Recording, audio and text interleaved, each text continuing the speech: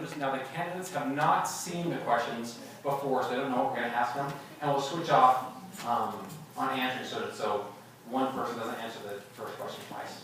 So and then we'll move into the questions for from the public. So with that, do you want to start off? We jump right into things here. Can I see that? Yeah. All right, I get to go first. I want to thank the Teton Valley Youth for hosting this forum. I appreciate everybody coming to listen to what we all have to say. I'm Cindy Regal and I'm running for County Commissioner. I'm running because I care about this community and I want to make sure we are moving forward, not backward. I moved here 20 years ago and fell in love with the valley and with my husband. We chose to settle here because it's a great place to raise a family. I love the fact that I can send my kids out exploring in the neighborhood and they're safe and they're on their own and having fun. I love the fact that they are learning how to hunt and fish and grow their own food here. I also love the fact that they're welcome at community events like this. We have a great community for kids, but I do have some concerns as a parent. I am concerned, first of all, that we might lose what makes Teton Valley so special if we don't intentionally plan for the future. Also, we need more jobs that support families here so people don't have to drive to Jackson or North Dakota to work. We need to work together as a community to support and improve educational opportunities for everyone. I'm currently the executive director of a small nonprofit that provides farm and garden education at local schools and on local farms. I was a longtime board member and administrator at the Teton Valley Community School, and as a former environmental consultant, I work closely with landowners, developers, and government agencies. I served on the Planning and Zoning Commission in Teton County, Idaho. These things have provided me with a breadth and depth of experience that will help me serve as your next county commissioner. Thank you so much. That's it. Good evening. My name is Sid Kuntz. I am the current District 1 Commissioner for Teton County. I am a 5th generation resident of Teton County. That would make my children 6th generation residents. I know that probably doesn't mean a lot to some of you, but it does mean a lot to me. The 3rd generation on the green side of that line is 95 years old and he's sitting over in the hospital right now with pneumonia and might be having a heart attack. And to be honest with you, I'd probably rather be right there with him because he means a great deal to me. He was D-Day +3. He was a reconnaissance pilot, watched several of his friends die in battle on a regular basis. He came home against all odds. Most of the guys that he was flying and fighting with didn't come home. And so he was fighting for what made this country wonderful. And I'm doing the same thing. I feel like our country is in dire straits, and I feel like our valley is moving in a direction that could possibly, could be moving in that direction also. I feel with the experience that I've had over the last couple of years being county commissioner, we have balanced things a little bit. From the planning department, planning and zoning commission, all the departments I feel are running fairly smoothly in the county right now. And that's all. It's all up for interpretation, what you think. But I think that we've done a pretty good job of balancing. I appreciate your support. I appreciate the opportunity to be here with you guys tonight.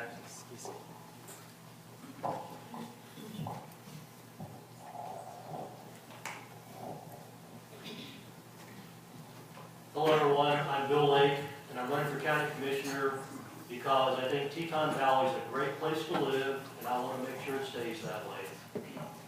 My wife Debbie and I moved here from Texas in 1972 so I could go to school over to U.S. Navy Nuclear Training Unit in Idaho Falls.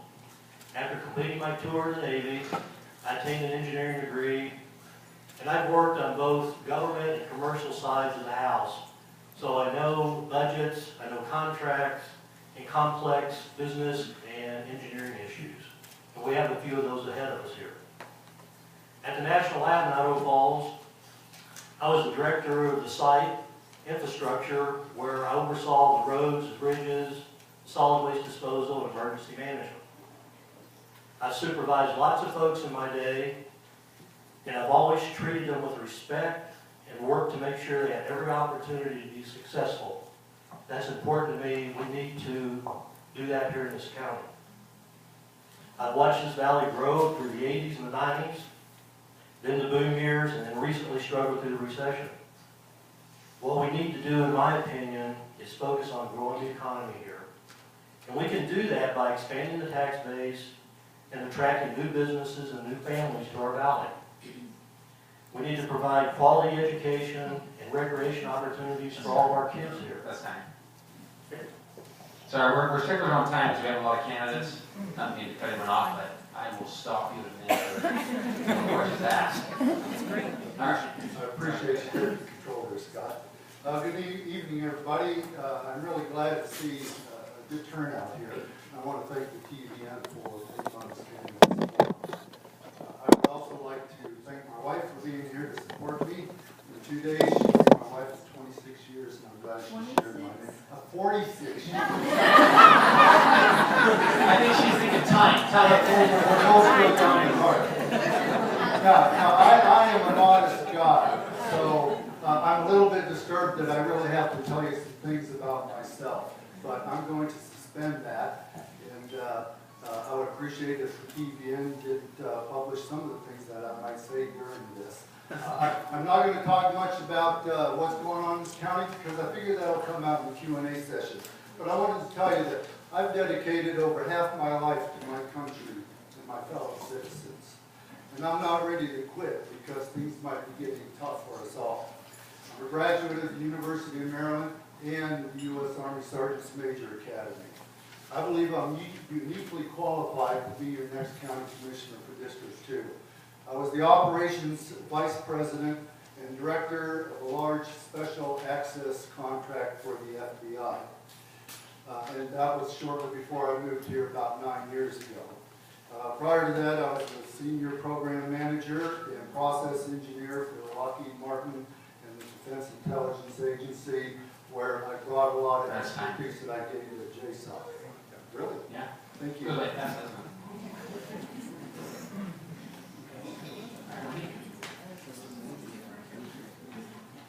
That's fine.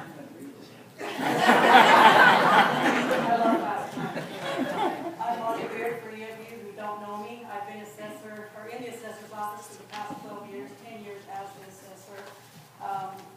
I'm married to Mitch Beard. I have 4 children and 15 grandchildren. I've lived here my entire life, and I think this has been a great benefit to me and the assessor's office. I know Teton Valley, I know where certain things are, certain people live. I know where the swampy ground is, where the rocky ground is, and I even know some of the places where we know the frost is going to hit first. And to be an assessor, that's a great asset to know the valley that you're assessing.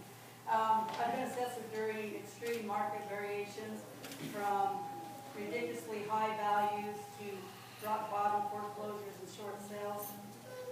During that time, we've been able to always stay 100% in compliance with the state tax commission, and that's not an easy task. It wasn't done with a preset formula like Wendy has said.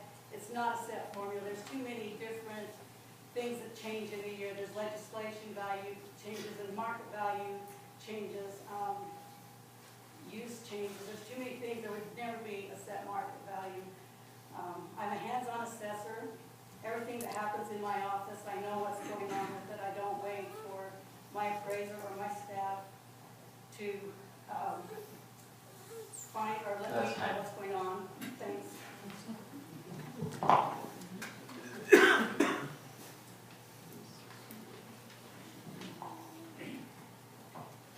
My name is Wendy Danielson, and I am qualified to be your next Teton County Assessor.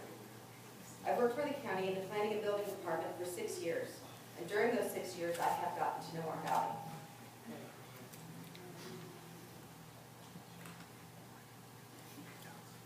I've worked with landowners, developers, title companies, real estate agents, engineering firms, contractors, and other government agencies, including local, state, and federal. I've also worked with and learned from departments within the county, and that includes the assessor's office, where I've seen firsthand many of the things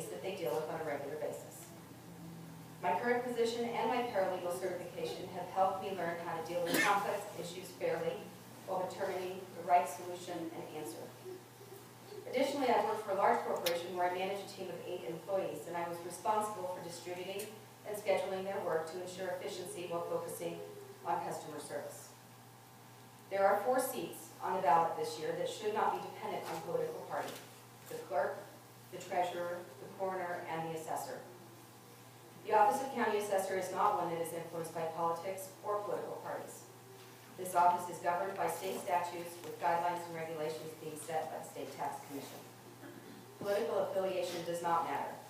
We need the right person in the Office of Teton County Assessor, and that person is me. Thank you.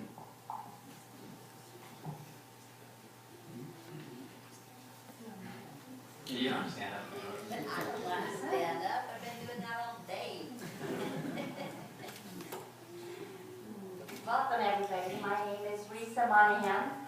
I was born in Teton Valley in 1961. Lived here until my junior year, where I moved away to Butte, Montana, found my husband, and we had traveled with Schwann's ice cream.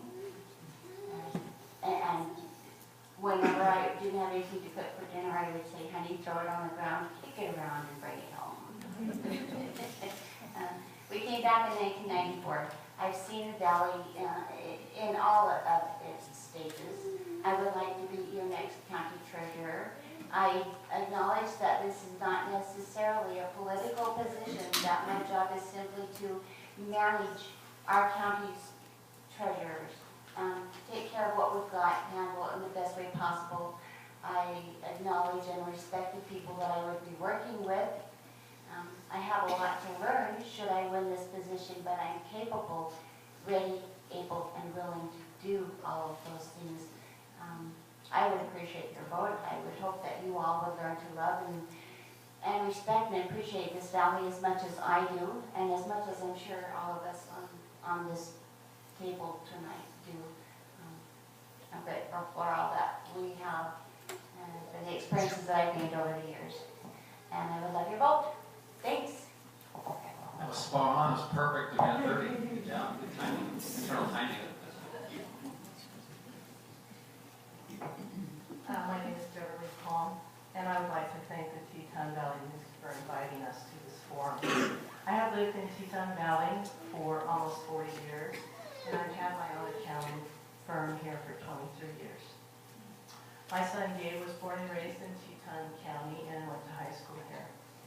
My background in accounting for different businesses, using different software, and putting together different systems of information retrieval tailored to each of my clients show my ability to learn new systems quickly and efficiently. My involvement with different nonprofits within the community and my secondary job as a real estate agent, bilingual advocate for family safety network, and realty specialist for Teton Regional Land Trust have given me additional perspective and knowledge to handily complete the job of Teton Valley Treasurer. I would appreciate your vote. Thanks.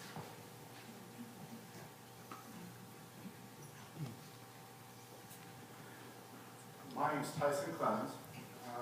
I've been back here in the valley for about 6 years. I do have ties to the valley. My family is all over through the valley. However, that doesn't matter. What matters is the coroner position.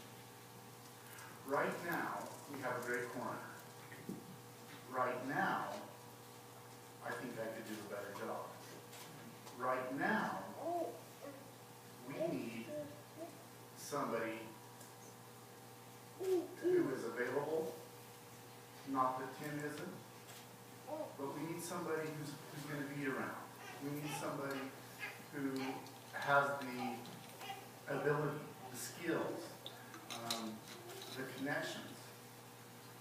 As I'm a local funeral director, right now I work with Teton County, Idaho, Coroner's Office, Sheriff's Department, but I also work with Teton Valley, Wyoming, Coroner's Office and Sheriff's Department. I have the skills, I have the knowledge, and I have the background to do the coroner's position. not only to do it, but to do it well. Thank you.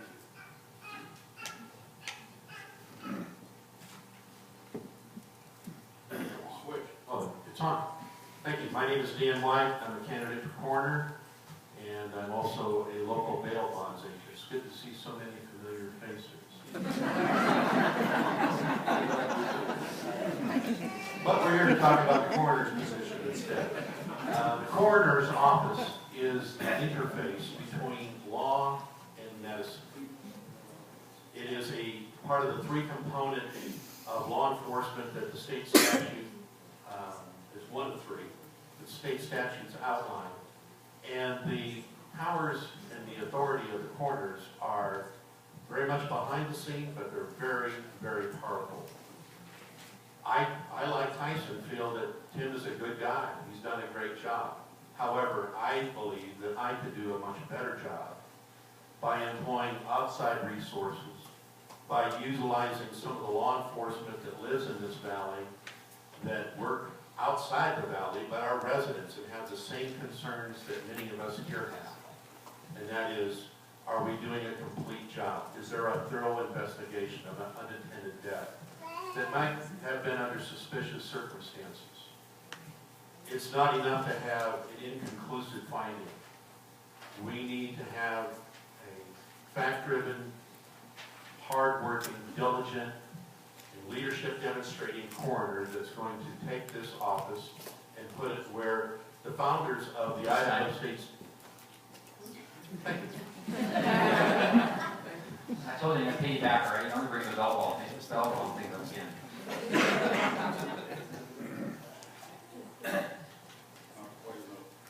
Try the other one. You got it. You good? Good. For those of you who don't know me, my name is Tim Melter. Can you hear me all right? I have been the coroner for the last 2.5 terms. I've been elected to all of that. Each term is 4 years. I came in the middle of the first one. Was elected to that and was re-elected twice more, and I'm currently looking for re-election as well. I have lived here in the valley for 24 years. I've been part of search and rescue, high-angle rescue team, an EMT, and a nurse at the hospital.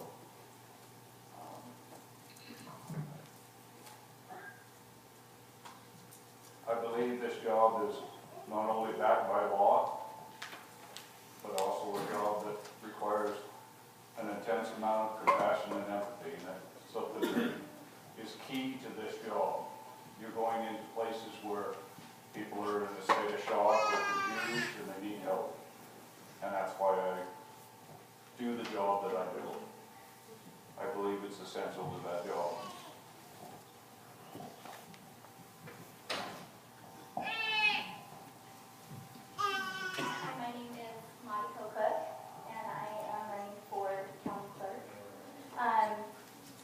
I am running because I'm married to Kyle Cook, and his family has a long history here in this valley, and I want to keep the tradition going by continuing that legacy and serving the community in Teton Valley. We have 2 sons. We have Ian and Wesley, which you can hear in the background. I currently work for Melaleuca in Idaho Falls. I work in their international department. I've worked there for 8 years. I am the business marketing manager and have held several positions throughout my career. And they include a business development, customer service manager, events manager, administrative coordinator, and this current job is business marketing manager, where I work with over 18 different countries and have helped develop standing operating procedures and implemented those in the countries, and also work with their budgets with the events and the current marketing, business marketing right now, and look forward to working and serving more in the community, and I really appreciate your vote. Thank you.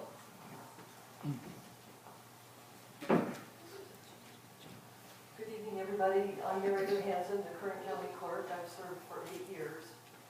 I grew up in Denver, earned an English degree from BYU Provo, and then moved to the Tetons. I met my husband working in Grand Teton National Park, and in 1977 we bought 10 acres of land north of Hatches Corner. After living in the country for 16 years, we moved into the big city of Driggs. Both our daughters were born and raised in the Valley. Before being elected county clerk 8 years ago, I spent 25 years working as a part-time bookkeeper at the senior center in Jackson, while simultaneously working other jobs. Those other jobs included, at different times, business manager at the Teton Valley News, clerk at the Driggs Post Office, clerk at the Teton Soil Conservation District, owner-editor of the Teton Valley Independent monthly newspaper, Driggs City Council member, and self-employed graphic designer. 8 years ago, when I learned that the county clerk job had 5 distinct titles, I figured that was the job for me. As clerk, I'm clerk at the district court, I'm the auditor, recorder, chief election officer, and clerk to the board of county commissioners. The multiple responsibilities make the job very diverse, challenging, and interesting. I performed the duties in an efficient, accurate, and transparent manner for the past 8 years, and hope to continue serving for another 4 years. Thanks, bye. All right, thanks. And as you know, we have a lot of candidates tonight, and some, we weren't able to invite everyone. I know we have candidate Steve Thompson that came in. We told me to have him on the panel. If you just want to say your name real fast. Stephen Thompson for district judge position. So, yeah, sorry we couldn't fit everyone up here, otherwise it'd be all night. So, but he's not interested. So, all right. Well, Mary Lou, we're going to start with you still. So we're going to work our way back. We'll start with the clerk questions. So, Mary Lou.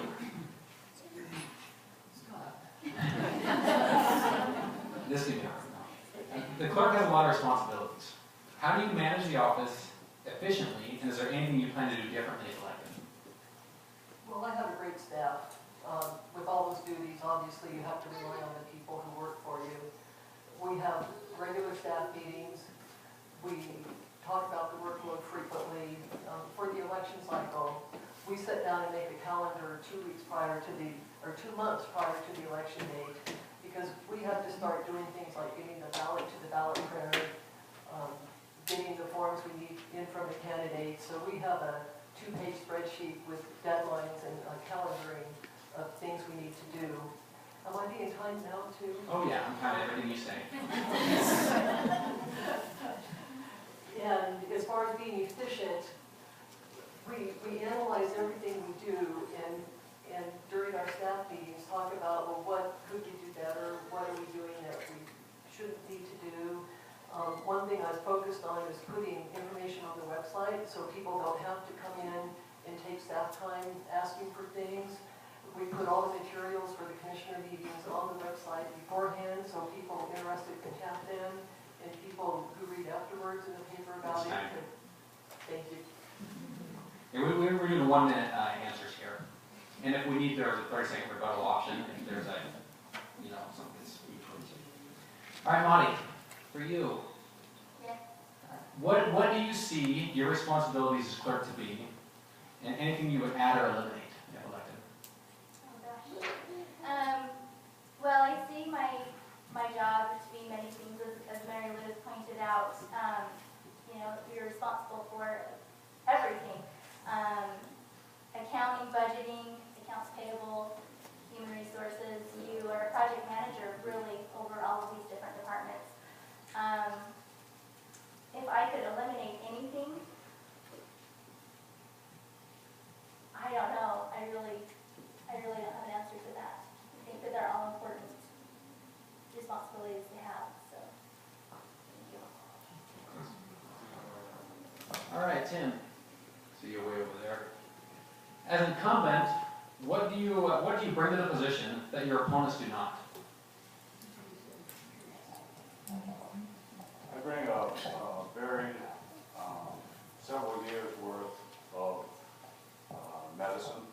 Like I said before, a 14-year EMT, a CNA, and an LPN for the last 12 years. I've worked in all aspects of the hospital. I've been in the bar ditch with some of the people that are here right now.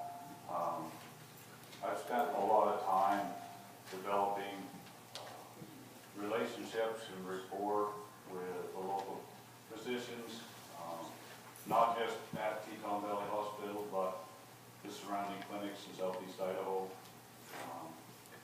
I've developed a good rapport with some of the officers over in Wyoming. Quite often, I'd have to work with them, depending on the case. Sometimes they're in Alta, and they'll corner over there will ask me to secure the scene and help them over there. That's fine. All right, for Dan, what would you do differently in the position that is not being done currently? The one thing that I would do that is, I think, is paramount to what my desires for that position would be is to appoint deputy coroners who have law enforcement experience. Currently, they're staffed with medical, and I don't want to downplay the medical, but I honestly believe that law enforcement has more respect for the scene, more respect for the protocol of collecting of evidence and the handling of it, the cataloging of it. And if medical people are necessary, and they would become necessary, then they're brought in either on their own discipline, their own credentials, or as just a matter of routine. However, the on-the-scene deputy coroner would be the person who has charge of the investigation and starts the flow going towards a reasonable and expected outcome. All right, to Tyson, the same question. What would you do differently in the position that is not being done currently? I think one of the problems that we're having right now is failure to communicate with some of our resources, whether it be the sheriff's department, whether it be with the prosecuting attorney, whether it be with some of our medical staff. Those are all necessary for the coroner to be able to do. We have to be able to do the investigation, but we also have to be able to find out the medical reasons. It's a great thing to have all the medical background. However, it's not really the coroner, it's the doctor that they're talking to. It's the coroner that does the investigation. It's the coroner that's the go-between between the medical and the investigative spot. It's the coroner that needs to communicate with each one of those different departments, whether it be, do we need to do the investigation? Yes, we do. Do we need to prosecute? Yes, we do. No, we don't. It's the coroner who's the in-between that goes in between all of those places. All right. Scott? Yes. Yes. You have 30 seconds. Just so you know, there's three deputy coroners, two of them, one's an EMT, paramedic level, one's a nurse, and the other one has 16 years of law enforcement.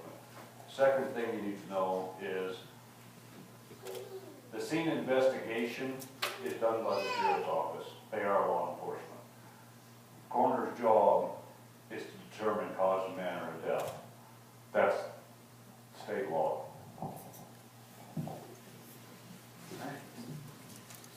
Okay, we'll move on to Beverly now. This will be the first new treasurer in 28 years. What changes will you bring? And has there been anything missing that you will do differently? Well, Bonnie's a tough act to follow. And she's very beloved here in the valley. I would not presume to know everything about this job without having worked it for a while. And I would certainly take the recommendations of the staff before attempting to introduce any changes. The one thing I know that has been mentioned is people would like to be able to pay their property taxes with a credit card. And I have spoken to other counties and found the company that they use to do that doesn't cost the county anything, or very little. So I would have to just learn the job before I would introduce any changes. All right, Teresa, the same question. What change will you bring? And has there been anything missing that you would do different? I want my own question. You can ask them when we ask them something, and ask the question and listen out. Okay, I'm sorry. I'll address that. Well, like Beth, you can't beat Bonnie. She's an amazing lady. She knows a lot. She's smart, she's down to earth, she's quick. I'm proud to say that she's sponsoring me and is backing me up in this position. I'm also proud to say that she would be willing to learn me, and I would be willing to be learned. I don't know what the job entails. I honestly don't. I'm interested to learn, to know. I love the community. I can work well with people. I am a good listener. I'm a good reactor. I can't tell you what I changed because I don't know what is involved in the situation yet. I do know that my responsibility is the keeper of the county, and I'm there for its citizens. Am I spot on again? Thanks, guys. Have a good evening. All right, to Wendy. Wendy, both you and Bonnie had mentioned, has said that this position isn't the position of assessor is not a political one. So politics aside, why does it matter who we elect?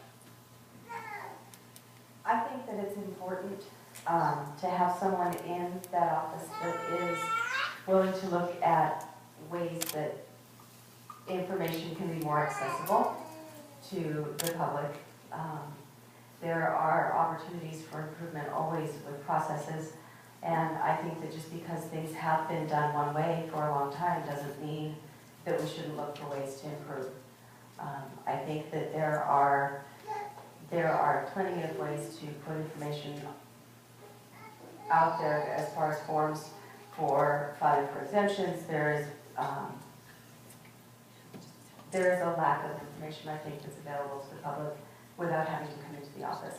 There are records that are kept in paper copy only, and I'd like to see some of those digitized, maybe and be accessible online as well as in the office. I understand folks are always going to want to do that, but I think we need to reach out a little bit more and move forward into modern technology. All right, to Bonnie, this is the same question. Why does it matter who we elect? I think it matters who you elect because you need experience in the office. I did a survey to see how many other counties people run for assessor without actual experience in the assessor's office. I only found 2 people in the last several years that have run for assessor, including Wendy, that have not had experience in the assessor's office. I think there's a lot that goes on in the assessor's office that no one has any idea. It's more than appraisal, and if Wendy has said, that she would go out and get the knowledge to be an appraiser, that costs the county money. I already came into the office knowing appraisal, having appraisal experience, and as far as having paper copies that aren't digitized, about the only thing that we have that is not digitized in our office are things that have people's social security numbers on them, and those can't be digitized. We continually try to update our office. We've made a lot of changes in the last 12 years. That's fine. All right, Tony, for you, as county commissioner, you'll interact with a diverse group of people and constituents who expect to be treated fairly. Is fairness a part of being county commissioner? And if so, how will you make fair decisions? Fairness is a key part of what the county commissioner is entrusted with. But along with fairness comes honesty. They go hand in hand. There's other priorities, but I think that the highest priority is fairness and honesty, and it involves listening to your constituents. Although I am running for District 2 County Commissioner, I understand that I have to be fair to the entire county. As a former strategic planner, I like to take a strategic planning approach to what I do. And as a county commissioner, I'll always examine what the strengths are, what the weaknesses are, what the opportunities are, and what the threats are to any proposals that come before the county commission. All right, Bill, same question to you. Is fairness a part of being a county commissioner? And if so, how will you make fair decisions? Fairness is extremely important. And part of that is making sure that you reach out to other folks who may have more experience, information, knowledge on a particular issue. You take that information and record it, and then make sure that you do a thorough analysis of it. As decisions are made, you have to make sure that you don't just take a few people's input and go do it. So in doing this, I'll go back to making an informed decision, listening to your constituents, reaching out to your constituents, and don't stop there. There's always opportunity to find more information and do more research. When you've done that, you have to stop, gather your thoughts, and make your decision, and work with your fellow commissioners. All right, Sid, a question for District 1. What have you learned during your first term in office, and what will you bring the next 4 years? And would you do anything differently? Well, I learned a lot. I tell you, when I got first asked to run for county commissioner the first time, I thought it was just going to be going in and making decisions based on ideals and your personal opinions. I thought it was going to be a pretty easy job. Well, I've learned that everything that we do, all the decisions that we make over there at that courthouse are complex decisions that have to be addressed from several different angles. What I would do differently, there's been a few things that the decisions might have been what some people might perceive as judgmental or biased or partisan. To reach out to the whole community, to educate yourself before you make decisions. But basically, it's about making decisions for your constituents and going with your heart and making decisions that people elect you to make. I mean, they know your background, and that's why you're elected to this position. All right, Cindy, as first-time commissioner, if elected, what have you learned from what others have done, and what would you bring to the position in the next 4 years? That's a good question. As a commissioner candidate, I do feel like if elected, I am there to serve the entire community, not just those people that elected me. I think that's an important thing for any commissioner, any elected official, to make sure they're talking to everyone in the community and understanding everybody's needs, and I've been doing that as part of this campaign as well. The other thing we need is great leadership. We need commissioners willing to use existing plans, work with existing staff, and again, serve everyone in the community. There's policies and procedures in place, and I plan to follow those as well. I'd like to bring some more planning back, actually, to our county. We have great plans. We need to start implementing them. There's an economic development plan, a comprehensive plan, a recreational management plan, and planning is what is going to move us forward. So I look forward to doing that as your next county commissioner.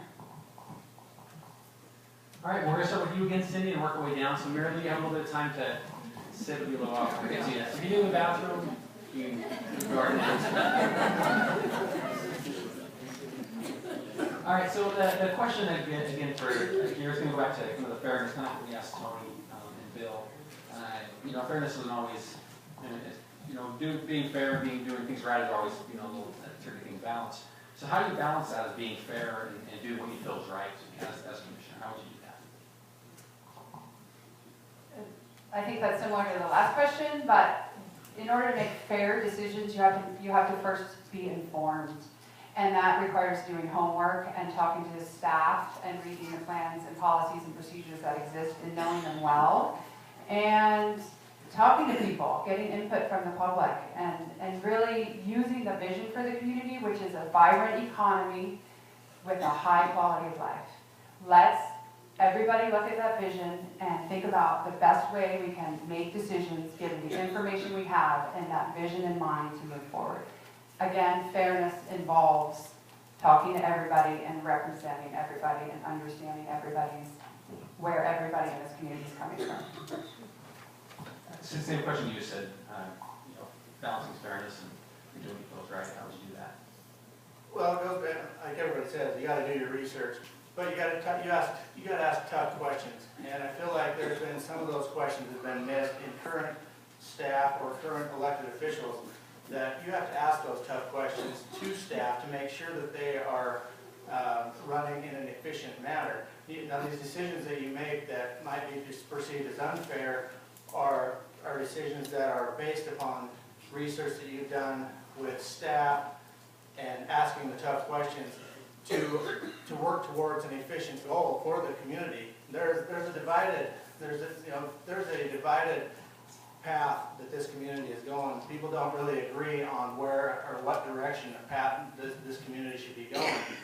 But after the research and the tough questions is where you get hammered in the media, you get hammered by your opposition, but the tough questions are where we really come to the conclusions that to make those right decisions. Thanks. Yes, you do get hammered in the media. That's our job. Keep honest and straight. Bill, we'll start with you. A different question. What are the most important issues facing the county, and how will you address those if elected? I think the most important issues facing the county is growing our economy. I've been out, I've talked to people all up and down the valley, and consistently what I'm hearing is the economy doesn't have enough going on to keep them sustainable. So what I'd like to see is more outreach by the commissioners to see if to follow the business development plan that's going on, look for opportunities there. We need to make it attractive for business to move here. Doing that, we could streamline maybe our procedures as to what it takes to get a business going. Certainly, we need to look at our education system in the valley. If we don't get that improved so that people come in and say, hey, this is a good place to raise my kids because they can get a good quality education, they may not want to come here. And certainly a business looks at that and will take that into account. All right, Tony, same question. What are the most important issues facing the county, and how will you address it in my opinion? Well, there are a few issues facing the county, I'll admit that, and some haven't been addressed recently because of different priorities. For instance, the county road maintenance and other infrastructure needs that we have. All we have to do is look at the condition of some of these roads that our farm and market folks drive on.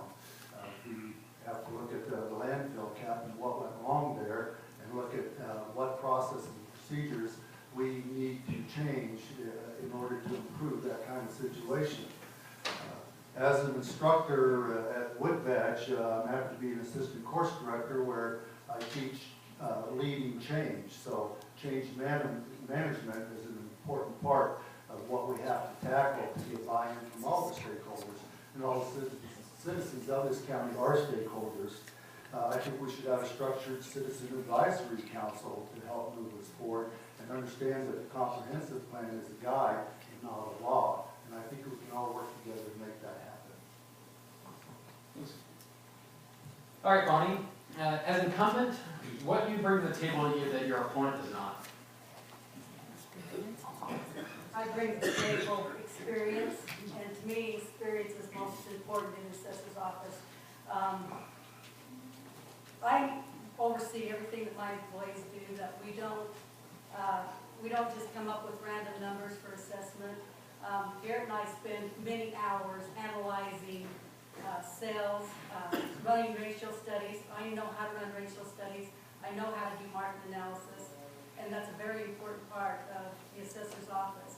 I know how to run DMV, which is ever-changing. DMV is a big part of the assessor's office. I know how to assess ag land. I know how to appraise property.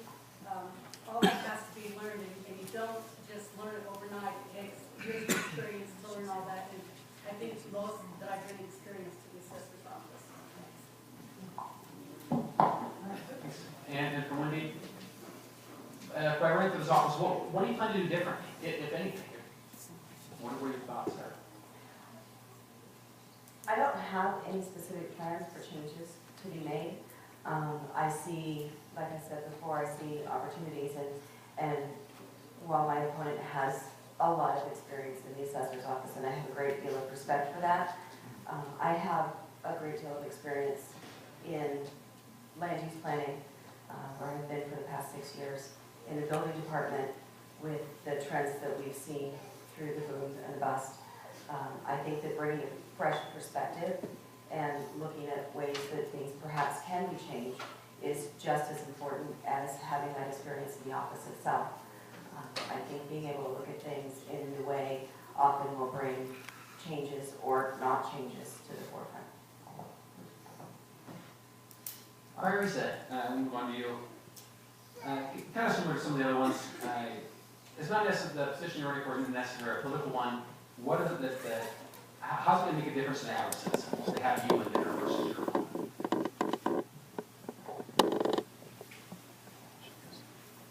Well, my personality.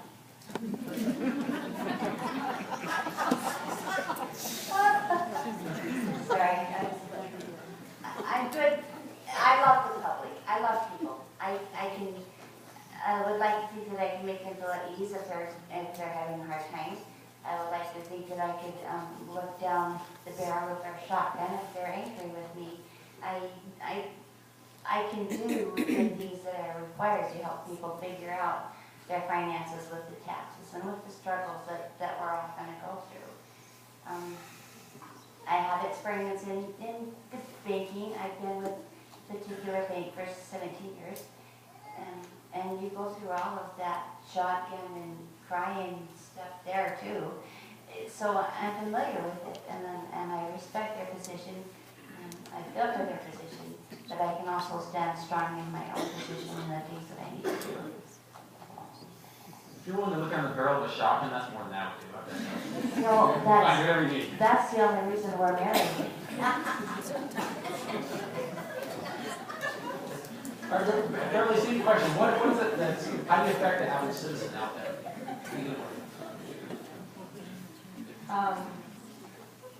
Well, my accounting background, working with different entities, using different types of software, and working with a CPA firm speaks volumes towards my ability to handle the treasurer's job. I'm also bilingual, and I would be the first elected bilingual treasurer in the valley. And that serves roughly 17% of the citizens of Teton County. I have great customer skills, and I have the ability to read situations and to act accordingly. I've connected with many diverse groups of people in the valley, and all these attributes, I feel, make me a strong candidate, the better candidate. All right, Tony. Similar to the other ones, what's a...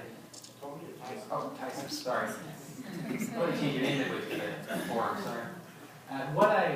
I mean, you look at everyone out here, you know, all different groups of people, some better looking than others, for sure.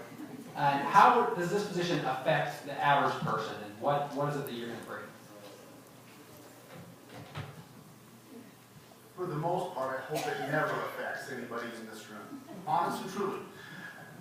The one thing that people don't realize is that the coroner's job doesn't end with the investigation.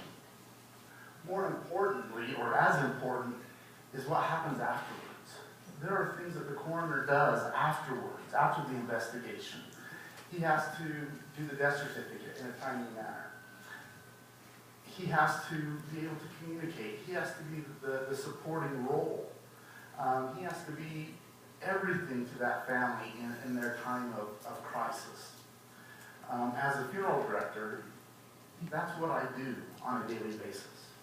That's what I do. The investigation part, you can get help from any jurisdiction around. You have, like I said, the sheriff's department, you have all those people. But it's the communication, it's the rapport, it's the love between you and the family that's the important thing at that time. That's it. Thanks. And same question to Dan. Repeat the question. Okay. How tall are you? No, my question is, how do you make a difference in everyone's lives now, and how does this position affect every person? My plan would be to enhance the role of the coroner twofold, both from an investigative and reporting administrative position, as well as a proactive course in the community to help people who are troubled with suicide prevention, to help people who are troubled with perhaps weapons in the house that they are uncomfortable having there any longer and they want to get rid of them. It's something you would do as a neighbor or as an entrusted friend to be able to address the issues on an individual or on a group basis and be able to respond to those in a most meaningful and proactive manner. I understand there's a lot of superlatives there, but the coroner's office, I think, has focused on one area only, and there's so much more to it. And this is my plan, is to listen to community feedback and to help you address the issues and the questions that you would have and how we could better serve you. But those are just a few. And same question, I can repeat if you like. Would you? Yep. What role is this position? What role do you play in the average citizen, and how will you affect our lives? I've taken a very active role in the community. Sheriff Lyford and myself co-chair the local chapter for SPAN, which is Suicide Prevention Action Network. We were the initial spearhead for that back in 2010 when we had a rash of suicides here in the valley. We've set up a board. Back then it was a suicide prevention task force. It's now, we've joined in with the Idaho SPAM, the state chapter. We're a small chapter of that. I believe the coroner's job is, as a leader, you need to take an active role with the community. There are a lot of things that the average person doesn't know that I do. Whether it's talking with people with suicide ideation, whether it's helping out someone that is that has a need that they're not finding an answer to. I help them with that. I do a lot of work outside of just the coroner's office. That's fine. All right, Monty. I mean, as you know, it's not easy to run for office. I mean, everyone up here, it's a hard position to do. What really made you want to run for office, and how are you going to make everyone's lives better by running for office? Well, the real reason why I wanted to run, like I said in my introduction, is the Cook family has ran and has served this community, and I want to keep that legacy going. I want to get involved, and I want to be a bigger part of this community. I see the great things that this community has done already. I participated in just the recent education election and was able to get to know people of the community. It was great to see everybody from all walks of life come in and vote. And that was a great experience. I think it's very important. It's an important role to be the county clerk. You're a project manager, like you said, with working with all different types of people and groups, and it's a very important role within the community. Thanks. All right, Mary Lou, get back in the bathroom. Good job. One question for you. You've been in here a while, and what would be missed if you weren't reelected? Well, my 8 years of experience, I've learned so much, and I came from outside the courthouse too when I was elected, and bringing a fresh perspective is a good thing. But I've had a lot of experience brought to the job too. My years in journalism, I sat through all kinds of commissioner meetings. I wrote articles about budget. I worked as an election poll worker, and all that experience has been enhanced during my past 8 years on the job training and going to meetings. There's a lot of training opportunities for all of the elected officials. You know, all of us have a lot of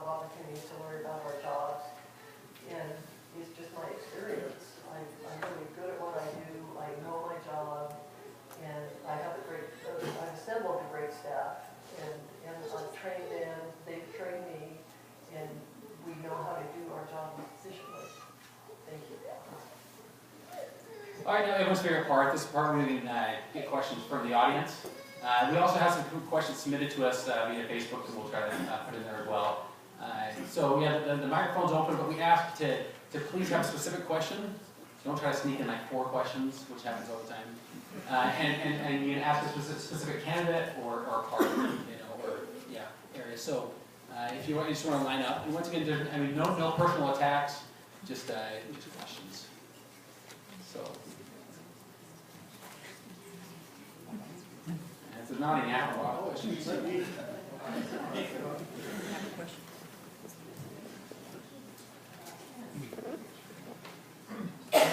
evening, everybody. Thank you for your time. Mr. Melcher, you said that you go into Alta to do work for the Wyoming people. I've seen Tony up there too. Who pays for your time? When you're in Wyoming working in law enforcement, who pays for your time? The county does. Our county?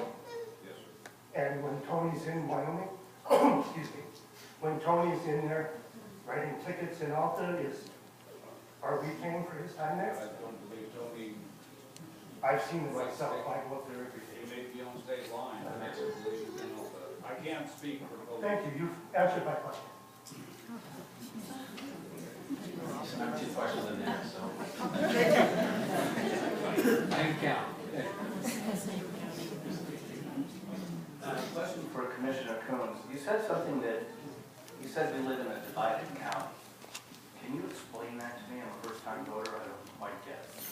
What's divided about it, and how can it be rectified? Well, there's a couple things that are fairly divided. One being land use. Land use was fairly heated.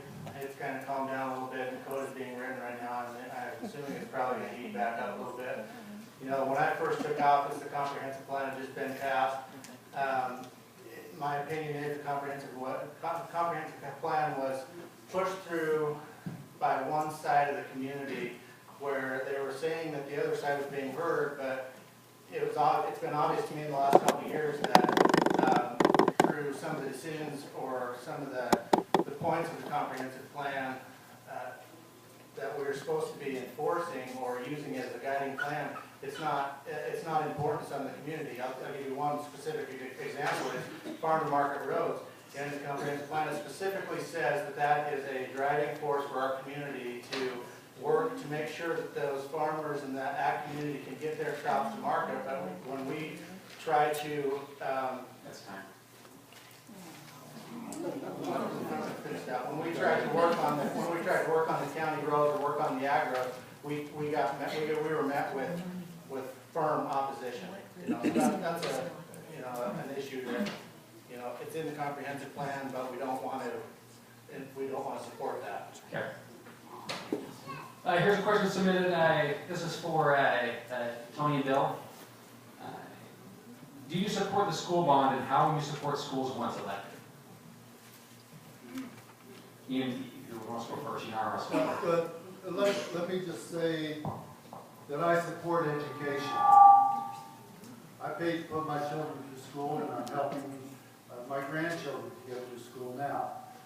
This country is built on education, and it'll move forward on an educated public, and I'm all for that. However, the school bond is something that's really not in the hands of the commissioners. That's with the school board itself. I think that they could have taken a better approach to how they got this on the ballot, and I think when they reanalyzed it, decided to put it back on the ballot, they could have done a much better job. People here are hurting.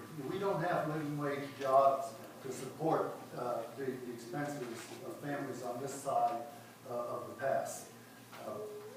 People have to drive over to Jackson Hole. Approximately 50% of our working population has to drive over to Jackson Hole. I want to get them back here working, and I don't want a $19 million bond to degrade people's ability to survive in this side of the county. I think a much better plan would be to fight it off a chunk at a time, i.e. building the Victor School first, then moving on to the next and having a consolidation plan, so we're not spending a lot of our tax dollars on bus fuel. Yeah, thanks. Bill, same question from the Facebook account. Yeah, do you support the school bond, and how would you help the schools? Yes, I do support the school bond. Okay.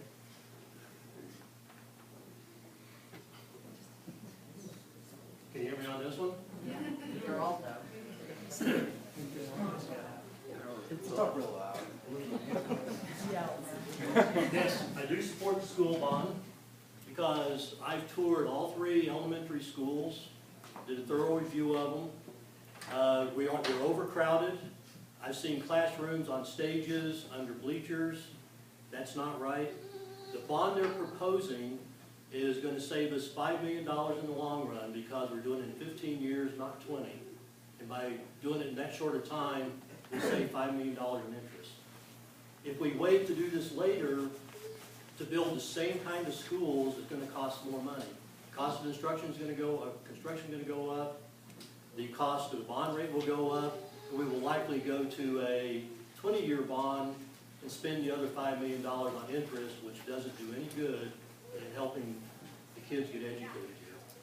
It's 48 seconds. Good, thank you. Okay, with that said, I do support the bond. What's that? Can we still get? Yes, yeah. I don't know if that microphone works, so. Well, I got a loud voice, everything in there. My question is for Mr. Lee. You're in supporting the bond, that 19 million in building the schools, it is my understanding it will only be adding 4 classrooms. And by the time it's finished, it will already be too small. That's what the teachers have against the bond. And, you know, if you're gonna go ahead and spend that kind of money, why not build one school down there where all the other, the middle school and high school, and make it one education area? Okay, that's a good question. And what I learned talking to lots of folks in the valley and talking to the school board, Monty, is that the general consensus is that's not what the people want here, is one big mega elementary school in Driggs, which would require all the kids, K through whatever, to be bused into Driggs every day and then back home. Certainly that might be the low-cost option, but when we look at the impacts of busing kids through the winter, they're further away from their base home spots. There's a lot of folks that said they didn't like that. I did talk to Plan 1 Architecture about looking at that option. They said when it was all said and done, that the savings probably wouldn't be as much as you might think, but they didn't do an in-depth economic analysis on it. So I do think that the school board could have done maybe a better job of looking at the options and present them to the public. But after I looked at them and studied them myself, I concluded that right now this is about the best option going forward. Anything else is just going to cost more money later on. Other questions from the audience? Do we have them to identify themselves? Is that online?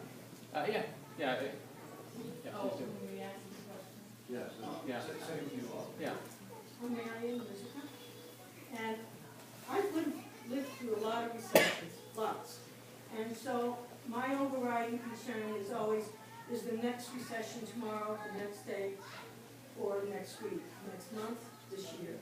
And so financing and economics and how we spend our money is important. And so I would like to ask this question of Cindy Regal, given the reports of foreclosures, defaults, and so on that appeared in the paper this week. How can you assure us that... It didn't appear in the paper, actually. It maybe didn't appear in your paper, but it appeared in the paper. So... Question. Yeah, it might be, yeah, it wasn't in the TVN, just to clear. No, it wasn't in your paper. But I would like to know how that background of not handling your own finances, how we can be assured of your handling our taxpayer dollars. All right, I appreciate you asking that question because I think it's very important that I clarify this situation with the voters. And My husband and I pay our bills and we pay our taxes. We unintentionally got behind after the housing market crashed. And we've spent a lot of time catching up. Got on payment plans with the state and the IRS. And we're paying dearly for that mistake, for getting behind. We continue to work hard. We're dragging ourselves out of a hole, which has taken persistence and creativity, and we're stronger because of it. Now, that's my personal finances. I have worked in businesses and mostly nonprofits. The Teton Valley Community School, when I got on board in 2004, was in a hole, and I worked as a board member to dig it out and make a stable school for children in this community. And it was basically purchased by the Teton Science School, not purchased, but merged, because it was so financially successful. So I do treat people, donors, and public funds differently. I'm married to an entrepreneur. He takes risks. With risks, there's rewards, but there's also challenges. And you do not take those risks. You do not take those risks with other people's money. Can I respond to that?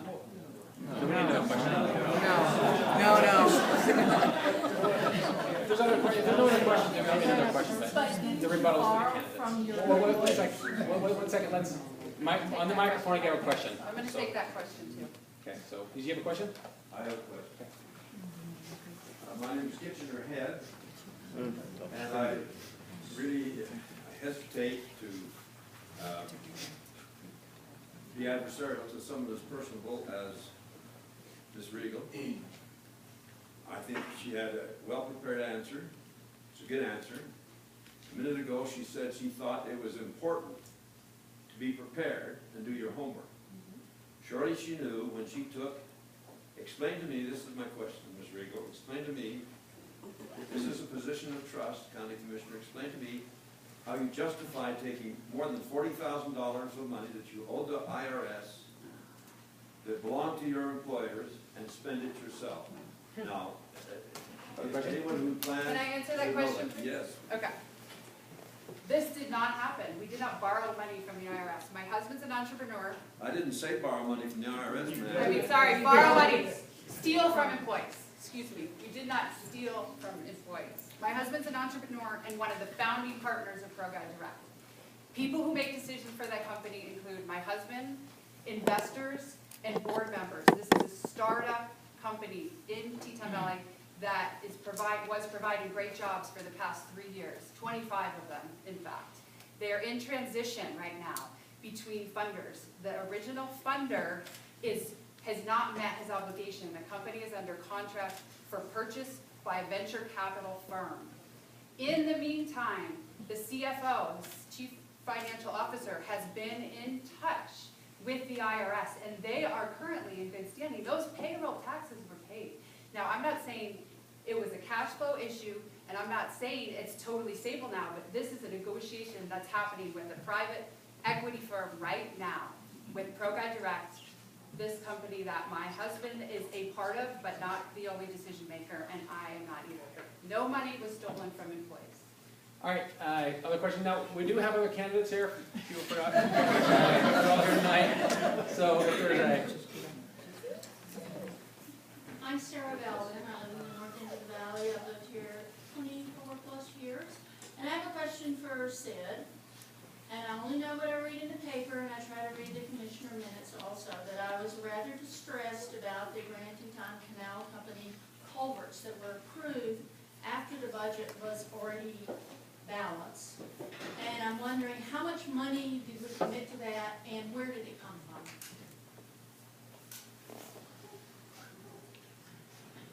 Well, that too, are you talking about the culvert down on 5500 South? Is that the Grand Teton Canal Company? I'm not positive which culvert you're talking about. I believe you approved to improve all of the culverts that ran under the roads, was my understanding. Is that incorrect? I think that it was through legal advice that we got from several attorneys and some state officials, that it is our responsibility to maintain culverts. The culverts were there before the roads. These irrigation canals were there before the roads, thus saying it is our responsibility. If we build a road over a culvert, it is our responsibility to maintain them. The one culvert that that was in question during that time was that it cost $1,500 to replace a culvert down on, I think it's 5500 South. To my knowledge, that's the only culvert that I'm aware of. If there's more than that, something we'll look into. I'm not sure if there was more money that came out of that, it would be out of the Road and Bridge Fund. That's the only culvert that we've discussed this summer. I'm just rising to give the commissioner candidates a break. I have a question for the assessors. Earlier this week in the mail, I got this book called the Teton County Almanac, which I thought was really fascinating. And one of the more interesting graphics in there was of the subdivisions in the county, which were outlined in red, and the properties that were taxed as agricultural use lands. And there was a lot of overlap. As a fiscal conservative, I'm wondering what the economic impact is to our county of taxing those unbuilt lots as agricultural use, and I'm wondering what the economic impact, because I'm curious as to whether it's something I should be concerned about, and then also what the criteria is to determine whether those unbuilt lots should be out-taxed. I can say that there are many subdivisions that are platted, they're called paper plats with no improvements having been done, that are still actively being farmed, and that is a valid use, and that the taxes are calculated appropriately. I do have questions on some of them myself. I don't know the answers yet. As far as with roads being in or power being to properties and those lands still being taxed as agricultural, I don't know where that line is, but I can say that there are many parcels out there that are being actively farmed that are taxed as agricultural. There are a lot of parcels that are in subdivisions that are taxed as ag, but that is by state statute. They have the right to be taxed as ag. As far as economic value, to the county, it has a large economic effect on the county, but it's state statute, we don't have a choice.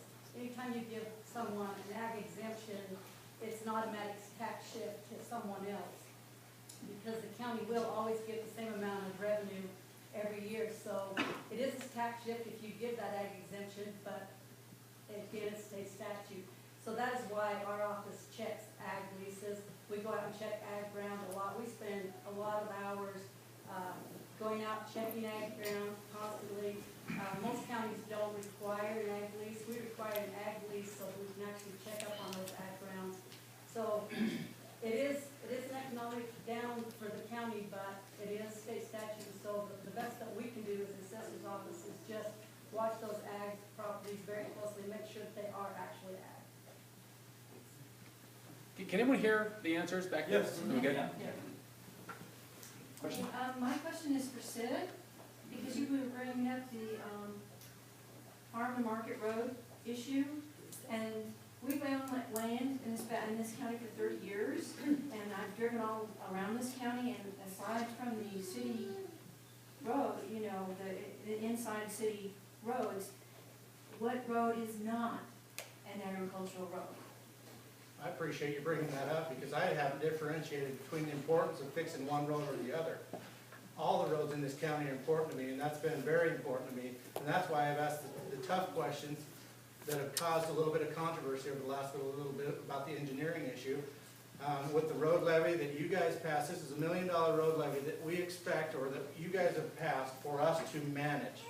Now, it's my decision is to try and use that as efficiently as possible. I'll bring up one point here that you guys may not know. We haven't had gravel in our felt pit all summer. We ran out for the first week of operation this summer, and we haven't had gravel in the felt. So every time we do a job anywhere north of Driggs, it costs us more money to haul from Driggs north, okay? And we hauled gravel from Felt to Victor, which costs more money because we didn't have money in those, we didn't have gravel in that felt pit. Now those are questions that I asked, and I got criticized for asking the tough questions.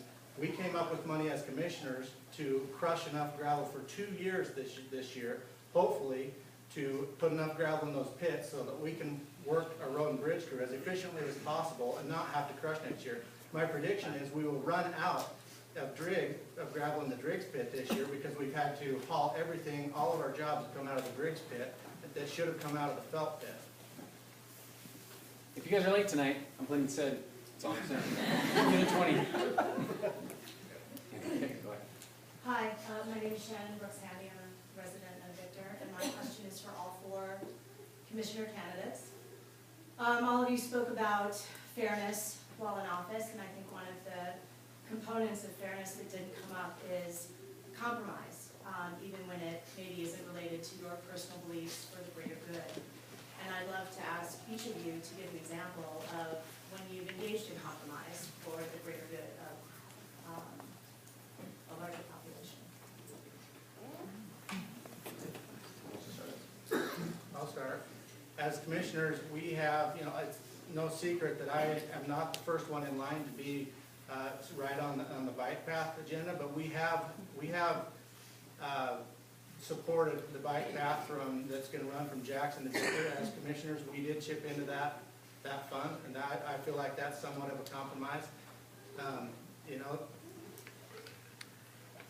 The biking industry, it does bring economic development to this county, but we need to take care of our residents first. If we're talking about bringing people here to diversify the economy or to boost the economy because of bikes, my number one goal is to take care of the residents of Teton County first. And there are people that cannot get home on the roads that they have accessing their houses. So, in my mind, safety for our community members is number one, and then working on economic development and specifics. Who else wants to tackle that question? I'll take it. I feel like I really function well on teams. I'm a team player, and I enjoy the process of compromise and talking things through and understanding where people come from. I served on planning and zoning, and there was a lot of compromises going on at that time, but I'm going to give you a specific example of a compromise I'm working through right now. As a nonprofit executive director for Full Circle Education, we run educational programs, and we run them on a farm called Full Circle Farm. And Full Circle Farm is in a position where they really need to figure out how they can run a business and make money and survive as farmers there. And Full Circle Education has to pay them to use that property.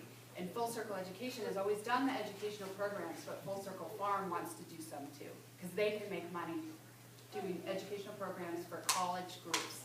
And so we are now negotiating, giving them the college groups, even though we would like to stay and do all the education so they can actually run a successful farming business by having this educational arm that helps support that farming business. So we're working together in a partnership to make it work for both organizations. Bill or Tony? Yeah, I'll just respond to that. The issue that I see on compromise is that it's not being done in the county commissioner's office right now. And the example I'll use that while attending the meetings is watching the public works director, the county engineer for months present information to the board that he was challenged on. He wasn't given the appropriate time to present the information the way he needed to be, and it was just basically ignored.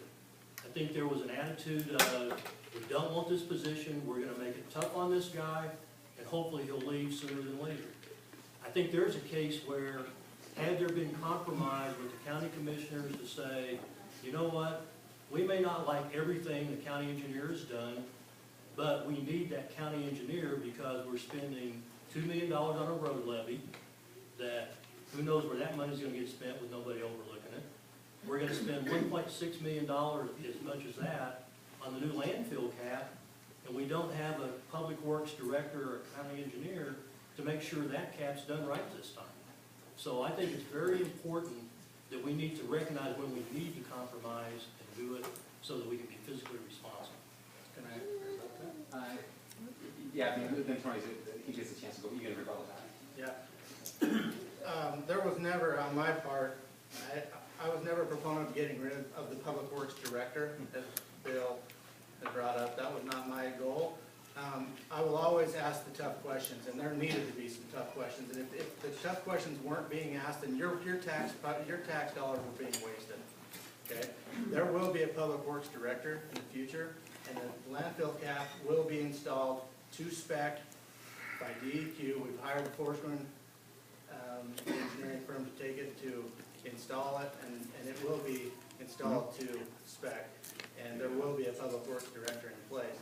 So the tough questions needed to be asked, and in the past and up until recently, they weren't being asked.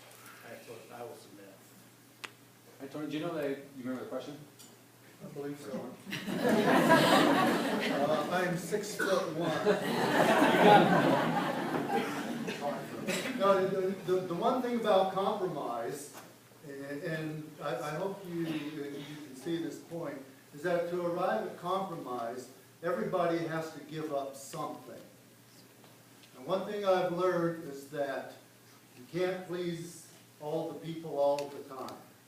Some of them all the time, all of them some of the time, but never everyone all the time. Except maybe if you give them free stuff. But when you look at it, you know, there's no such thing as a free lunch. Somebody has to pay. Something's taken out of something. The approach I prefer is leading change and managing change. Being able to manage change and get buy-in to achieve your goals is the better solution than trying to get people to give up something to get to where you need to be. He knows how to compromise. He's been married to me for 43 years. Do you have a question? Yeah. So this question is for Sid. And earlier tonight you said that being fair is asking tough questions. So, and I know not too long ago I listened to a county commissioner meeting, and you had justified not widening Cedron Road because you got elected. So I'm just curious how you'll be fair when decisions appear to be made on opinion and what you hear. When that discussion was coming up, my reasoning behind that, Cedron Road is one of our widest roads that we have, and it's one of our best roads that we have. I was all in favor of maintaining it, meaning chip sealing, so that it doesn't deteriorate. But you can't tell me that it's fair for some people not to be able to make it home. They have to spend nights in hotel rooms. How is that fair when they do that? Don't look at me like that, because it's true. It's a true story. It's a true. Huh? It's a true story. So how is it fair for one road to be a gold standard, and some people not being able to get home at night? How's that fair? I mean, nobody here can tell me that that's fair. I can document that people stayed in a hotel and couldn't get home. All right, you have a question? Speak a little louder if you can. Just so. Hi everybody, thanks for coming tonight. Hopefully it's not too late. I'm gonna go home after this question. Sorry, Sid, this is for you too. All the commissioners, Cindy, more recently in the paper, and then Tony and Bill had it recently about the bond. I'm the chair of the bond committee. It is obviously just about facilities. Our schools are 60 to 70 years old. How are you going to vote, and will you advocate for the school bond? I'm actually going to vote for the school bond, but I have serious problems with it. The big problem is that the high school is at capacity right now. The middle school, in 3 years, the average grades, that average number for kids in the middle school is 130 per class. So when that middle school gets to high school, the high school is going to be outdated. And the bond has nothing to do with the high school. Why aren't we building a new high school to move up? You know, what are are we going to be asked for another bond in 3 years? It's going to be too late. It's going to be too late. The high school is going to be outdated by then. Is that the goal? Will you be the board chair of the next committee when we actually go for a bigger expansion on the high school? Thank you, everybody. I'd like to say something on that. I think part of the big issue with the school bond, it stems from the lack of long-term strategic planning that has been going on with the schools. Had we been doing strategic planning, looking out 20 years and projecting things, we wouldn't be at the last minute passing emergency levies or passing bonds when the schools are already overcrowded. So what I would say is that to fix the education system, one of the big things that's gonna have to be done is better strategic long-range planning. All right, we'll get your question. I have a community one that came in. This is for the coroners. For all of them. What would your greatest critic say about you? This is from Marion and Victor.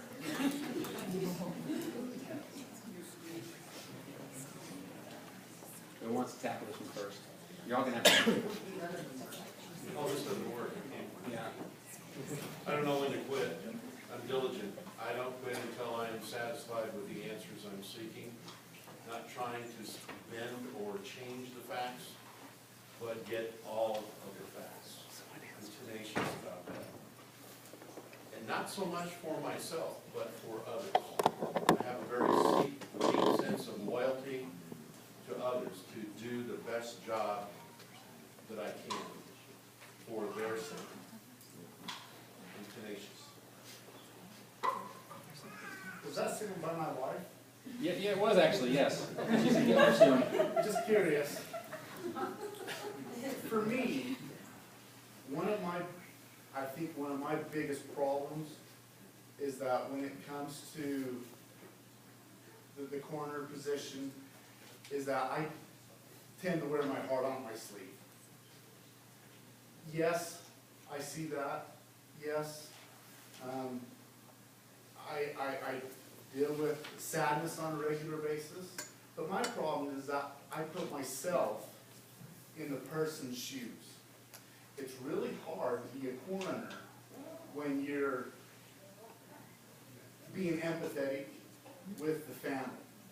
However, that's what makes you a great coroner, is being empathetic with the family and doing everything that that family needs. Not only doing it, but doing it on a timely basis. Like I said before, there are things that the investigation doesn't stop. Excuse me, the coroner's job doesn't stop with the investigation. It continues on. One of my biggest problems is that, like I say, I am too empathetic with the family, and I want to have everything done for that family.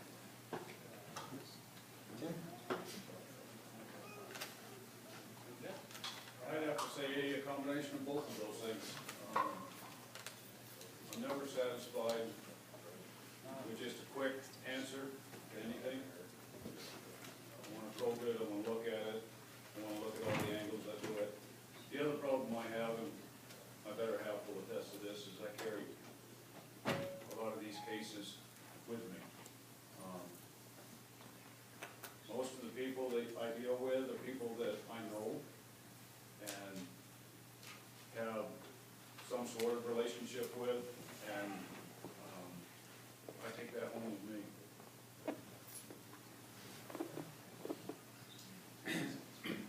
My name is Mike Monahan, and yes, I'm married to Lisa Monahan for 32 years. I don't have questions for any of you. I just want to give you all kudos for your time and thoughts to help us run our community.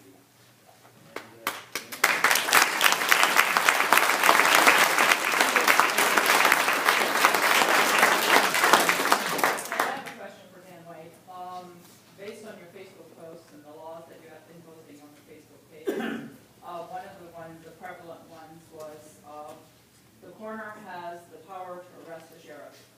Is that your plan?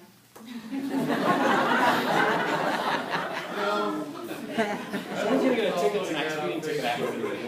Thank you for mentioning my Facebook page. There is a Facebook page out there, and you can certainly read all my posts.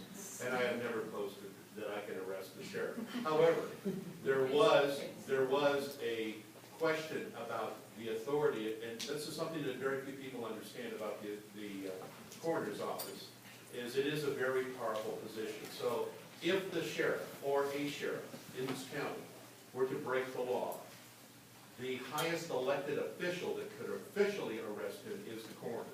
He would also have to submit to the arrest of his deputy. Okay. Thank you.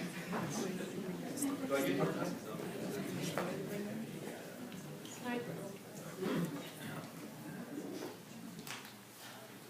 For Tony, so this community was hit exceptionally hard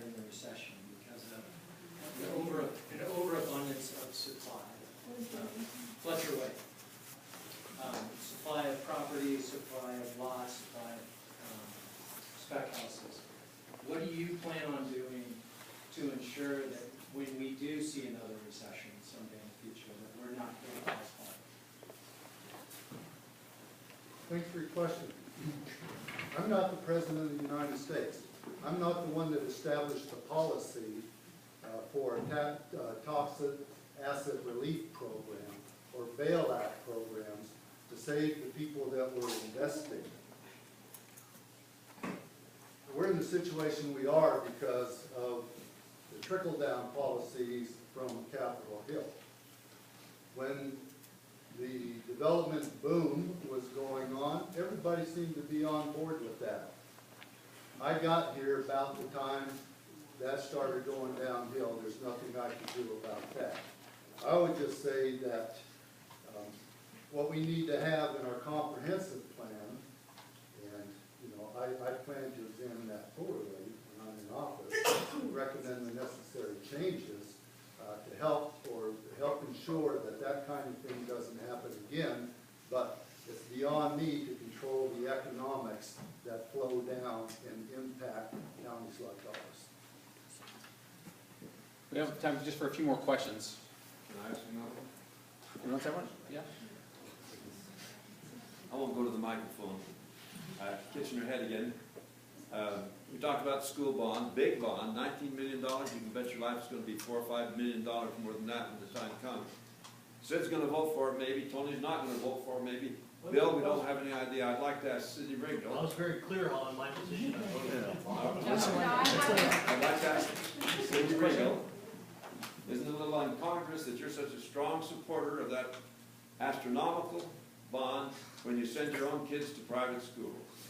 That's a great question. I am a supporter of all education in this community. I think there's a lot of different ways to talk about education in this community. There's choice in this community, which is great, but public schools are very important to the entire community, whether your kids are in school there or not. And they're the cornerstone of our community. They're falling apart right now. Anyone who hasn't been there needs to go. It's the it's really 2 elementary schools. The Driggs and the Victor Elementary School are 60+ years old. And they've been looking at rebuilding them for the past 10 years, and it's time. The bond is not perfect, but we're not going to get a better bond right now from our school district, I don't think. This is the bond that we have in front of us. We have to start somewhere, so then we can continue to build community up around our good buildings so that the education in this community is as good as it can be for everybody. And I'm talking about adults too. Community education in these schools. Spanish classes, English classes. It's a community-wide effort to improve education, and we all need to get on board if we want to see our economy grow. It's important. Okay, one last question. It's the last question, but it's got to be an awesome one. No pressure. Just knock our socks off. Still, you had mentioned something about expanding the tax base. Yes. I just wanted to know if you have any specifics that you might us with. Yeah, if you expand the tax base, we don't have to raise taxes. When I say expand the tax base, that's basically more people and businesses in the valley. And I'm not advocating that we grow at a huge growth rate, but we do need to attract businesses and people here to help share the cost of living here. We're not going to build more roads because more people come. We'll have more money to work on the roads we already have. That's a good example of that. So when I talk about expanding the tax base, it's really about building the economy and attracting the right kind of businesses and families here. All right. One last quick question for the clerks way down there. Sure. So late. Saving the corner. What would what would the biggest thing your critics say about you? Sing as a corner's question. You know, when you asked them that question, I was sitting here, what would I answer? That's a good one. What would I answer? People know me.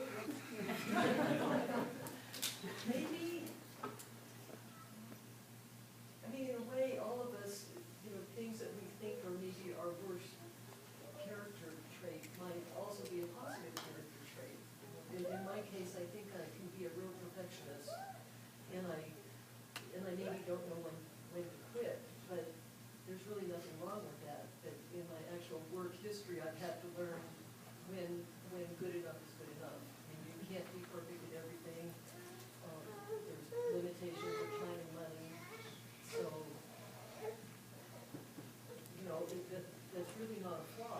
I think it's good to be a protectionist, but you have to know where you draw the line. So, maybe that's it.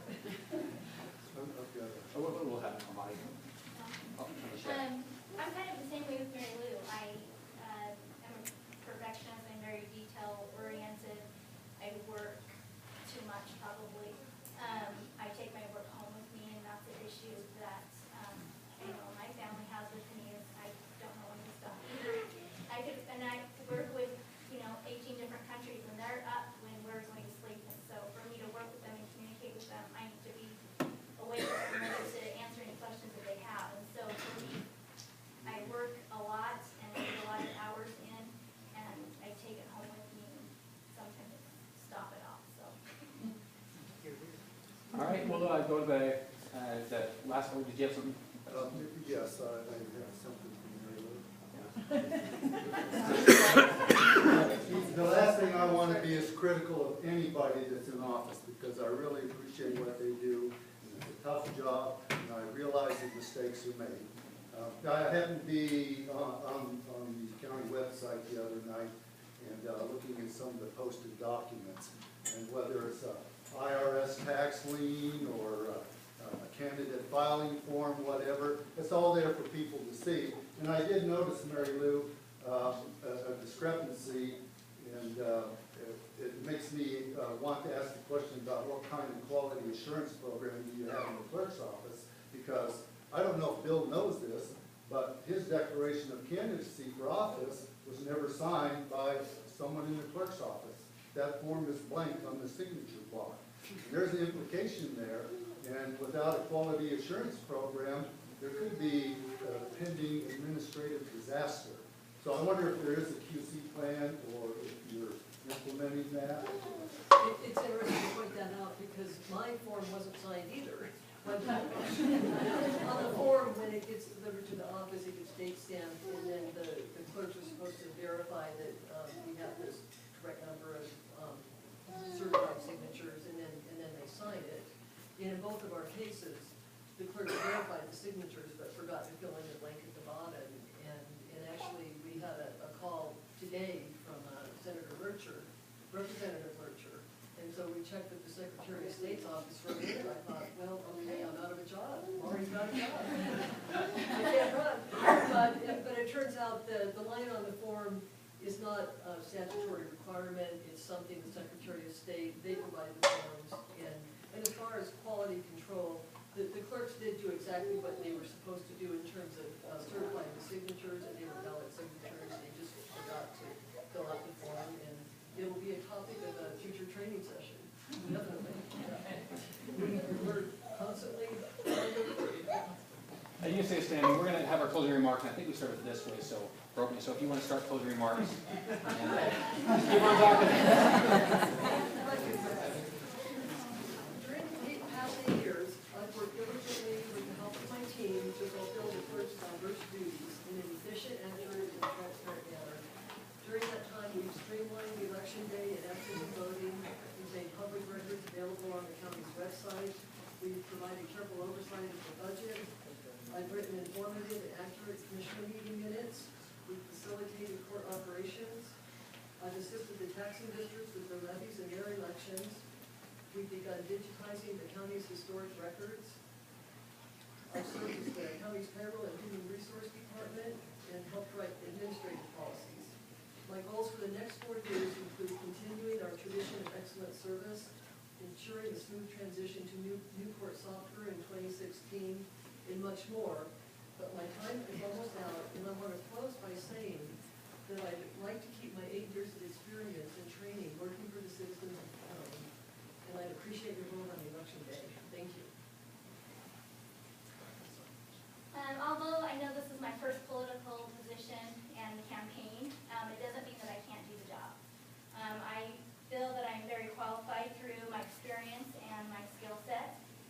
In my current career, my current employer, I've had 2 positions that they created for me because they needed someone to do the job to help globalize and standardize some of our events and business marketing. So they created a position for me because they knew that I could do the job. I've been very successful in both jobs, and I didn't have any background or knowledge in either of these positions.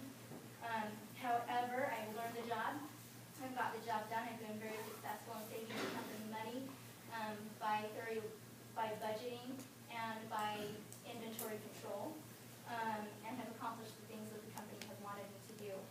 I have strong leadership and project management skills. I'm a hard worker. I can learn quickly and I can bring new ideas to the table if needed. I've managed budgets. I've created standing operating procedures that have been put in place, and would really appreciate your votes in November. Thank you.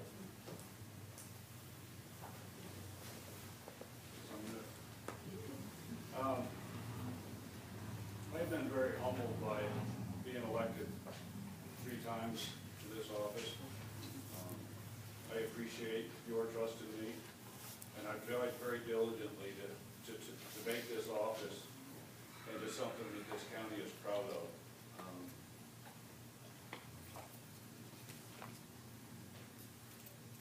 I have spent the last 10 years slowly adding and developing and making better the coroner's office.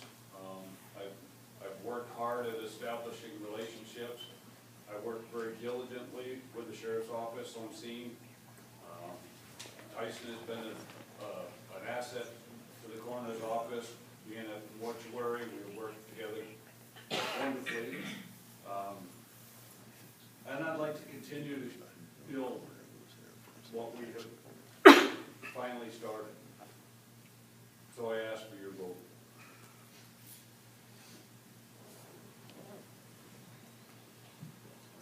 Someone asked me, why are you qualified to be, what makes you qualified to be a coroner?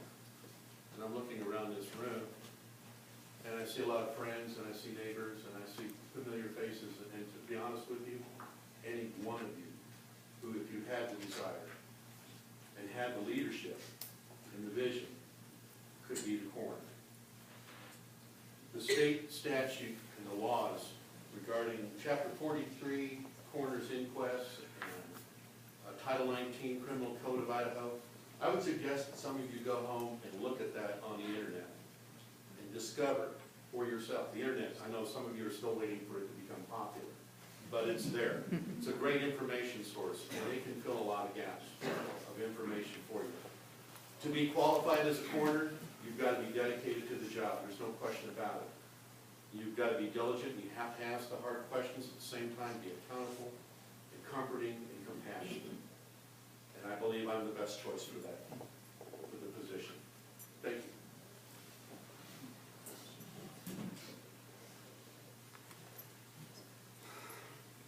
The coroner, most of us don't even really know what a coroner is. We just know that they show up for an unintended death. For those of us who do understand the coroner, Tim, myself, it's a very difficult job. You have to be able to multitask. You have to be able to deal with what's going on. You have to be able to deal with different agencies. You have to be able to deal with and be able to handle those hard situations that unfortunately happen. Tim has done a fabulous job. Tim and I have had several conversations, and we still have conversations. How are you doing? That's the important thing about the coroner, is how are they doing? How is the family doing? How can we best take care of this family? How can we best answer their questions for their loved one? How can we best take care of that loved one and do what is correct? Not necessarily what's fair, but what is correct for that person and for that person's family. I believe I'm the best candidate for this position. Thank you guys for all being here.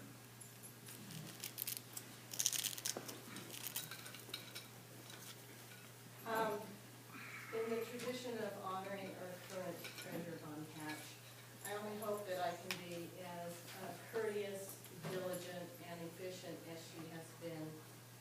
I bring to the treasurer's job the ability to learn new accounting systems, to be the only elected official that speaks fluent Spanish, and I would like to bring technology, the current technology of the treasurer's office up to speed, if it's not currently where it could be. I would be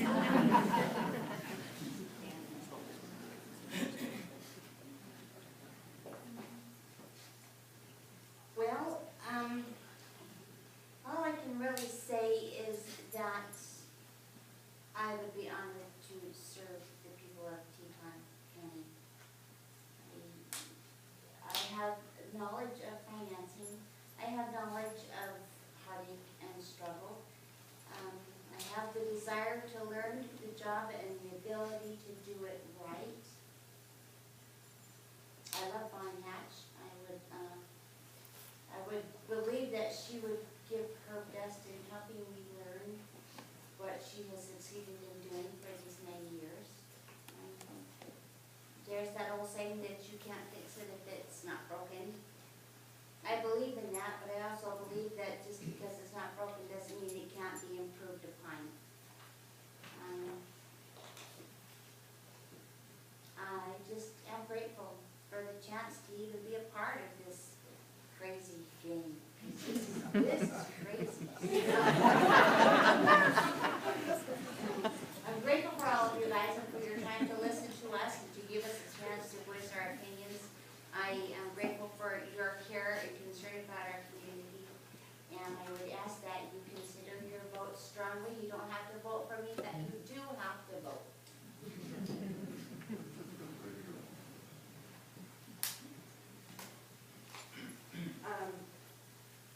I just wanted to summarize by saying that the experience that I bring, while it's not in the assessor's office itself, does have ties to land use, and it does have ties to land values.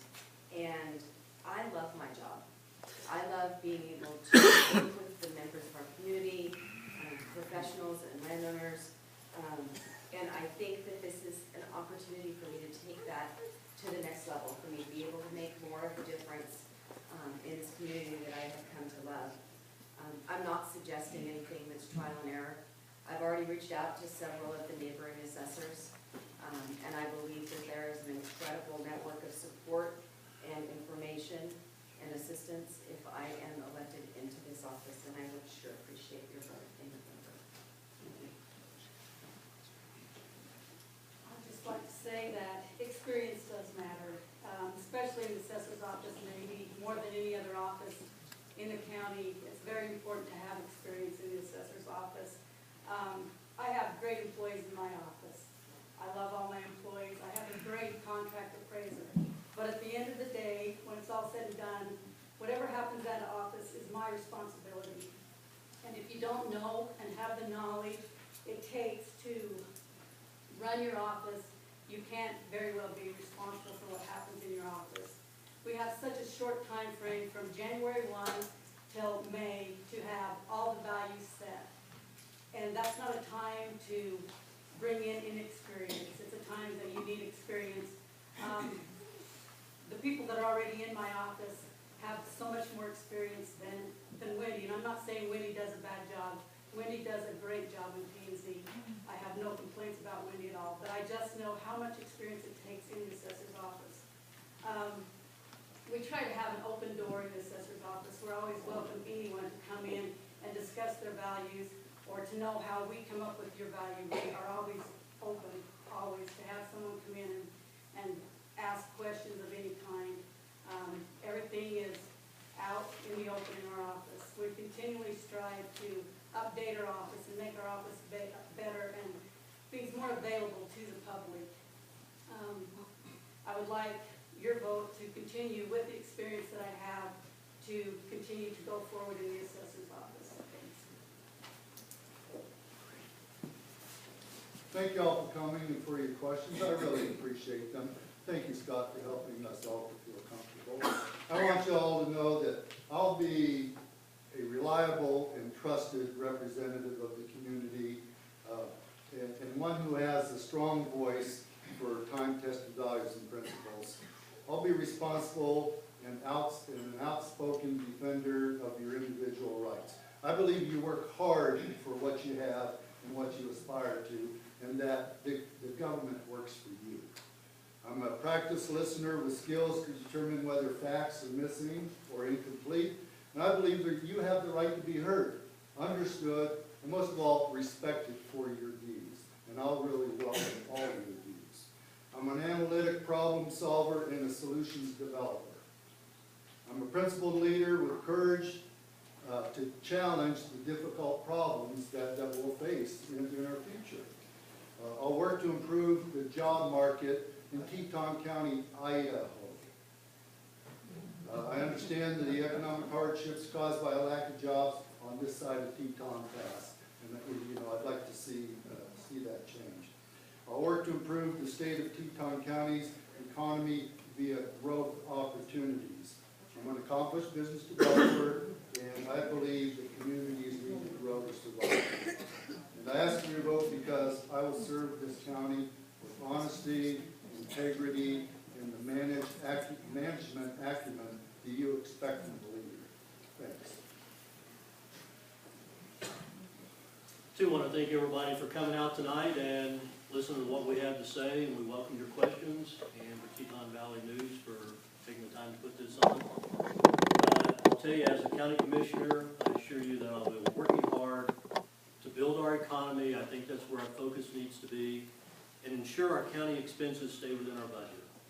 That's a real important thing, of course.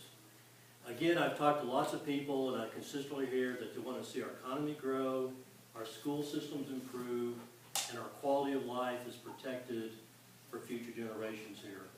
We have a beautiful valley. We have lots of recreational opportunities, cultural opportunities, and we need to work hard to make sure that those are preserved.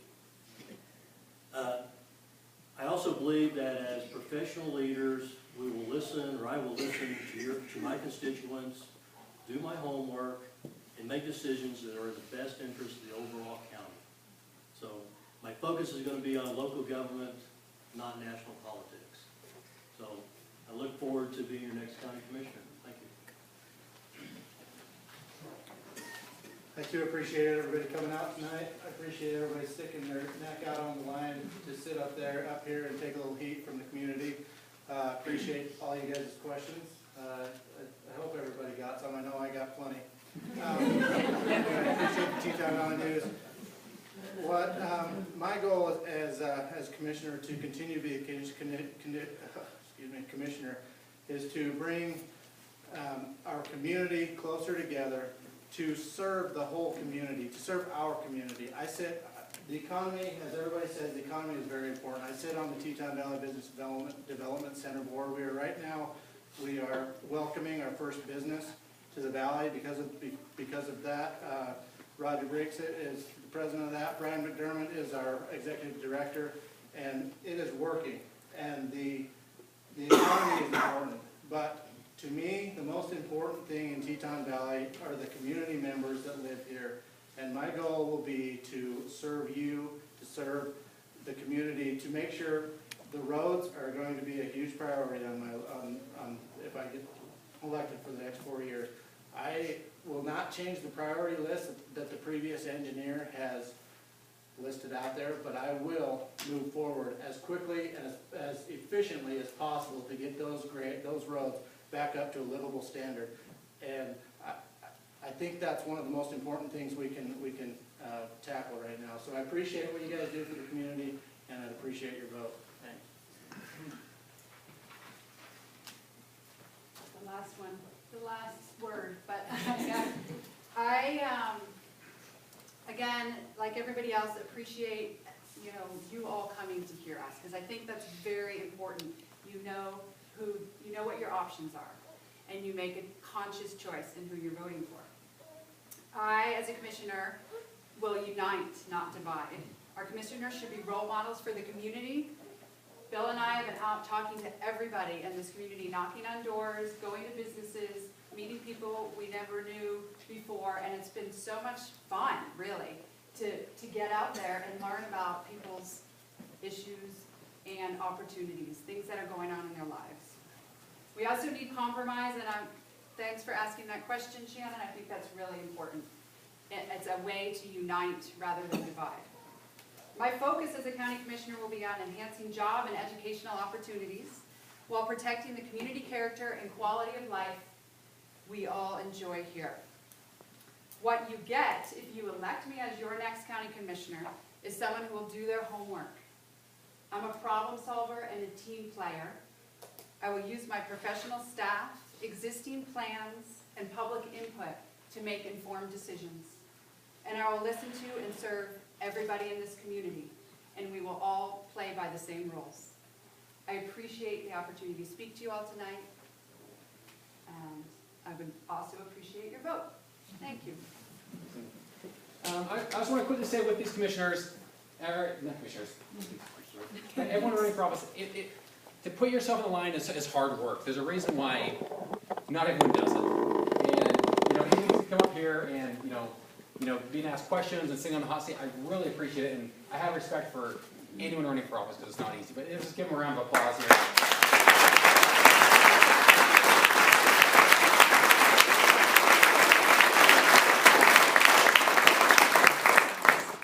And now the power is in your hands to go out and make a difference and vote. This is the time as citizens we can make a difference. We got to get out and make sure we vote. I don't care who you vote for, but vote. Go out and do it. But thank you for coming out tonight because I love to see that people care about it and have a passion. So thank you.